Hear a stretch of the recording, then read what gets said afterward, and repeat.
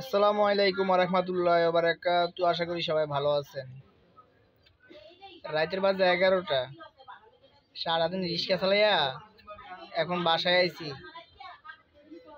এখন শান্তি মতো একটু ঘুমাইতে পারি না। কারেন্ট নাই, লোডশেডিং।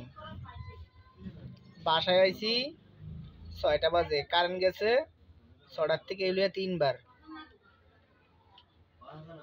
আমাদের বাংলাদেশ উন্নয়নের বাংলাদেশ।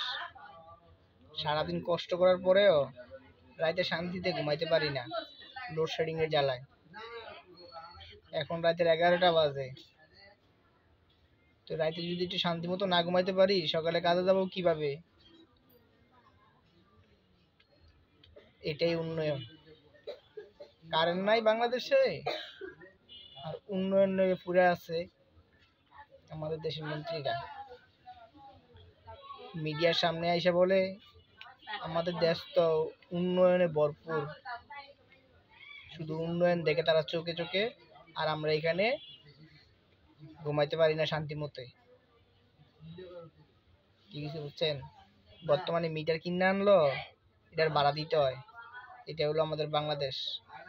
মিটার কিনে আনবেন আপনি, এই মিটারের ভাড়া দিবেন। কি কিছু বুঝেন নেই? ঘুমাইতে পারি না, কষ্টের কথা কারে কমু?